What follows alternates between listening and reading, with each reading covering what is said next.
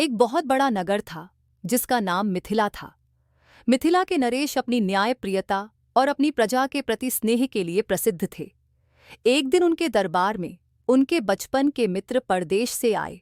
वर्षों बाद पुराने मित्र को देख नरेश बेहद प्रसन्न हुए। उन्होंने मित्र को राजमहल के विशेष अतिथि कक्ष में ठहराया और उनकी आव भगत में कोई कसर नहीं छोड़ी। मित्र की हर छोटी बड़ी इच्छा का ध्यान रखा जा रहा था। एक दिन नरेश अपने मित्र के साथ अतिथि कक्ष में बैठे बातें कर रहे थे। तभी मित्र की नज़र दीवार पर टंगे एक सुंदर चित्र पर पड़ी। चित्र में बड़े बड़े रसीले खरबूजे लगे थे। मित्र ने उस चित्र को देखकर कहा, वाह, कितने सुंदर खरबूजे हैं।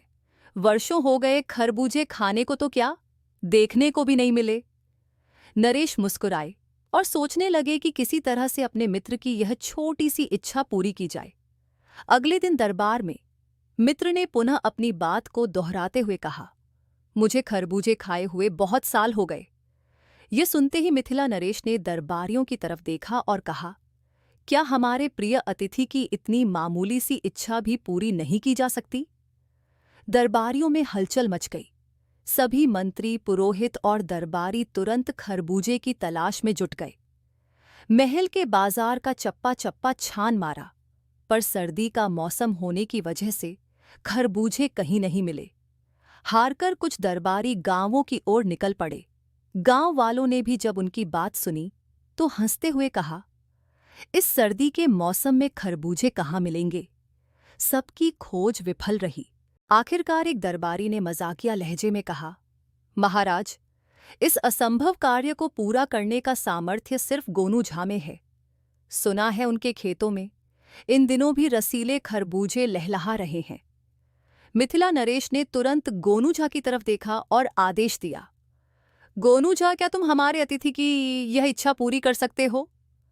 गोनू झा ने एक पल सोचा, फिर मुस्कुराते हुए बोले, महाराज, यह कार्य थोड़ा कठिन है, लेकिन असंभव नहीं।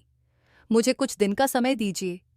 नरेश ने उन्हें अनुमति दी और गोनू झा दरबार से चले गए। कई दिन बीत गए, लेकिन गोनू झा का कोई अता पता नहीं था। अब दरबार में चर्चा होने लगी थी कि कहीं गोनू झा डरकर राज्य छोड़कर तो नहीं भाग गए।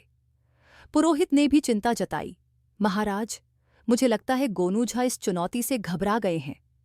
लेकिन एक सुबह जब नरेश अपने मित्र के साथ महल के बाग में टहल रहे थे, तभी गोनू झा कई सेवकों के साथ महल पहुंचे। सेवकों के हाथ में बड़ी बड़ी टोकनियां थीं, जिनमें कुछ रखा हुआ था।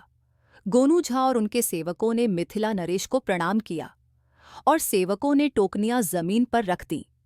नरेश ने देखा, टोकनियों में बड़े बड़े खरबूजे भरे हुए थे। यह देखकर नरेश का चेहरा खुशी से खिल उठा। उनके मित्र ने भी उत्साहित होकर कहा, आज वर्षों बाद इतने सुंदर खरबूजे देख रहा हूं। नरेश ने तुरंत सेवकों को आदेश दिया, छुरी और थाली लाओ, हम सब मिलकर इन रसीले खरबूजों का स्वाद लेंगे। इतने में गोनू झा ने हाथ जोड़कर कहा, महाराज, क्षमा करें, हमारे अतिथि ने कहा था कि उन्हें वर्षों से खरबूजे देखने को नहीं मिले, इसलिए ये खरबूजे खाने के लिए नहीं, केवल देखने के लिए हैं। सभी दरबारी चौंक गए। नरेश ने गोनू झा की ओर देखा तो उन्होंने टोकनी से एक खरबूजा उठाकर दिखाया। वह खरबूजा मिट्टी का बना था, लेकिन दिखने में बिल्कुल असली जैसा था। नरेश सहित सभी दरबारी गोनू झा की चतुराई पर दंग रह गए। नरेश के मित्र भी हंस पड़े और बोले, वाह गोनू झा, आपने तो मेरी इच्छा पूरी कर दी। हमने खरबूजे देखे भी और मानो खा भी लिए। मिथिला नरेश गोनू झा की इस बुद्धिमानी से बेहद प्रसन्न हुए। उन्होंने गोनू झा को दरबार का अनमोल रत्न बताते हुए उन्हें ढेर सारा इनाम दिया। गोनू झा की चतुराई से यह सीखने को मिलता है कि जब परिस्थिति असंभव सी लगे, तब भी सूझबूझ और हंसते हंसते उसे सुलझाया जा सकता है। यही गोनू झा की असली ताकत थी। तो दोस्तों, कैसी लगी आपको यह कहानी? अगर पसंद आई हो तो वीडियो को लाइक और चैनल को सब्सक्राइब जरूर करें।